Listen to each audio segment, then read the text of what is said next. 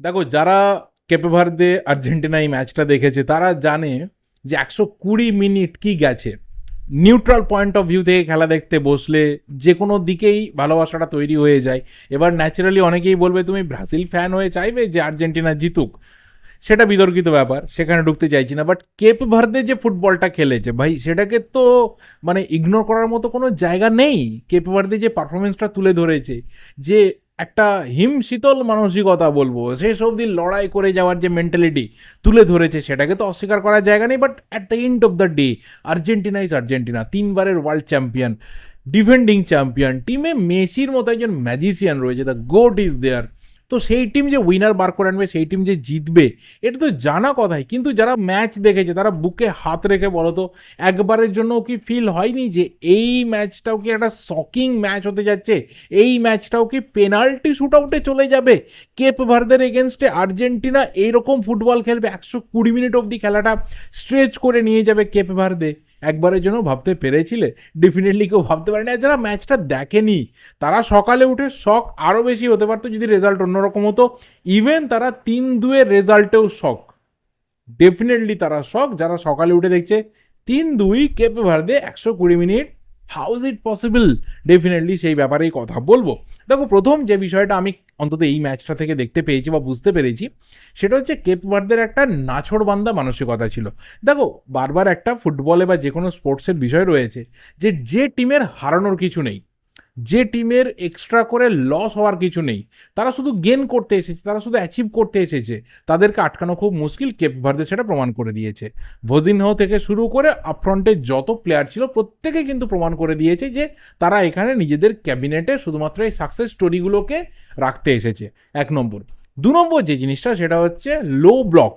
আর্জেন্টিনার এগেনস্টে লো ব্লকটা এত ভালো যে ক্লিক করবে, এটা বোধহয় কেপ ভার্দেও ভাবেনি, কারণ তারা শুরু থেকে লো ব্লক স্ট্র্যাটেজি নিয়েছিল, বেশিরভাগ সময় সেখানে গেছে। এবং যে গোলগুলো হয়েছে, এটাও মাথায় রাখা দরকার, সেই গোলগুলো কিন্তু বেশিরভাগ লং বল থেকে এসেছে বা সেট পিস থেকে এসেছে। কোথাও ক্রিয়েট করে মাঝখান থেকে থ্রু বাড়িয়ে ফিনিশ করা, সেটা কিন্তু আর্জেন্টিনার হচ্ছিল না। চান্স তৈরি হয়নি এরকম না, শট নেয়নি কেউ এরকম না। মেসি শটই তো বারবার ব্লক হয়েছে, বাকিদের শটও ব্লক হয়েছে, কিন্তু সেখানে রাস্তা ওপেন হচ্ছিল না।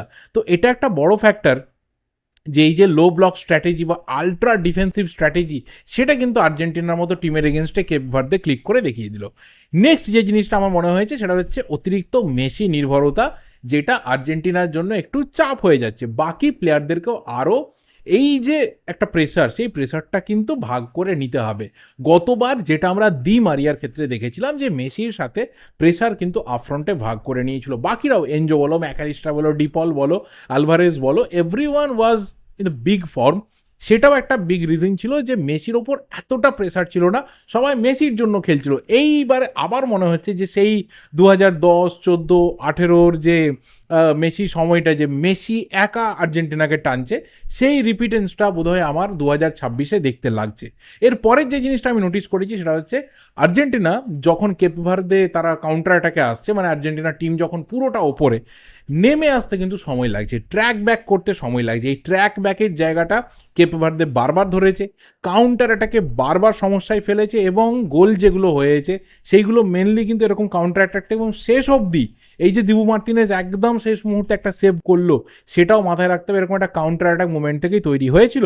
তো এই স্ট্র্যাটেজি কিন্তু এবার অন্যরাও ফলো করবে, কারণ কেপ ভার্দের থেকে আরও বেটার টিম ইজিপ্ট, তো তারাও চেষ্টা করবে, কারণ সালার মতো প্লেয়ার রয়েছে, ওমর মারমুসের মতো প্লেয়ার রয়েছে, ত্রেজেগুয়ের মতো প্লেয়ার রয়েছে, তারা কিন্তু চেষ্টা করবে যে কাউন্টার অ্যাটাকে এসে যেইভাবে কেপ ভার্দে আর্জেন্টিনাকে বিব্রত করছিল, বিরক্ত করে দিয়েছিল একটা সময়, সেই স্ট্র্যাটেজি ফলো করতে। এবং তার সাথে আমার যেটা মনে হয়েছে, সেটা হচ্ছে স্ক্যালোনির কিছু ট্যাকটিক্যাল চেঞ্জেস যে সিদ্ধান্ত তিনি নিয়েছিলেন, সেটা আর্জেন্টিনার সাথে কিন্তু খাপ খায়নি। যেমন অবশ্যই নিকো পাস বা তোমার লোসেলসো, তারা বেঞ্চে বসে রয়ে গেল, তাদেরকে ইউজ হতে দেখলাম না।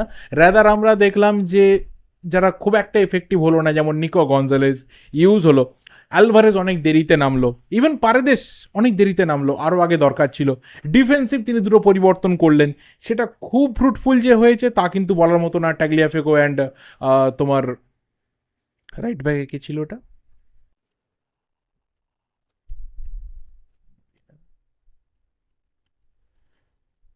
ট্যাগলিয়াফিকো অ্যান্ড মন্টিয়েলকে নামানো হয়েছিল, তারা খুব বেশি যে টিমের জন্য কিছু করতে পেরেছে তা কিন্তু নয়। এবং সবথেকে বড় কথা, ডিফেন্স নিয়ে হয়তো অনেকেই প্রশ্ন তুলবে, প্রশ্ন তোলার মতো জায়গাও থাকবে, বিশেষ করে প্রথম গোলটার ক্ষেত্রে। দ্বিতীয় গোলটা বলা যাবে না, ওটা মাঝমাঠ এবং ডিফেন্সের একটা কমিউনিকেশন গ্যাপের জন্যই হয়েছিল, ওই ট্র্যাক ব্যাকের যে সমস্যাটা বললাম। কিন্তু at the end of the day ডিফেন্ডাররাই ভাই তোমাকে ফাইনালি ম্যাচ জিতিয়েছে। লিচা অ্যাসিস্ট এবং গোল, এবং কুতি রোমেরোর এই শেষ মুহূর্তে ফিনিশ, যেটা হয়তো টেকনিক্যাল কারণ গ্রাউন্ডে পরে তোমার ওন গোল দেওয়া হয়েছে কেপে ভার্দের, কিন্তু ওটা পুরোপুরি ক্রেডিট কুতি রোমেরোর জন্যই যাবে। এবং ডিফেন্ডাররা কিন্তু ম্যাচ বার করেছে, বাট স্টিল ডিফেন্স নিয়ে স্ক্যালোনিকে ইজিপ্ট ম্যাচের আগে আরও কিছু কাজ করতে হবে, যেটা আমার কেপ ভার্দে ম্যাচ দেখে মনে হয়েছে। So this is all. দেখো, Argentina is Argentina at the end of the day. যেভাবে আর্জেন্টিনা স্টার্ট করেছিল সেইভাবে না এগোলেও বলবো যে ঠিক আছে, হয়তো এখান থেকে আরও বেটার পারফরমেন্সই আমরা ইজিপ্টের এগেনস্টে দেখবো, কারণ তারপর যখন টিমটা বা কোয়ার্টার ফাইনালে গিয়ে রিচ করবে, আরও বেটার টিমের এগেনস্টে মুখোমুখি হবে, অ্যান্ড ডেফিনেটলি সেখানে আরও কোথাও কোয়ালিটি ফুটবল আমরা দেখতে থাকবো। তোমরা কে কিভাবে এই মাঝরাত থেকে সকাল অবধি প্রায় ম্যাচটাকে এনজয় করেছো অবশ্যই কিন্তু কমেন্ট করে জানিও। আমার ভিডিওটা এই অবধি, এর থেকে বেশি আমার আর কিছু বলার নেই। ভিডিওটা ভালো লাগলে লাইক করো, শেয়ার করো, দেখা হবে পরের ভিডিওতে। টিল দেন, চ্যানেলে নতুন হলে অবশ্যই চ্যানেলটা সাবস্ক্রাইব করে দিও। Thank you and good bye.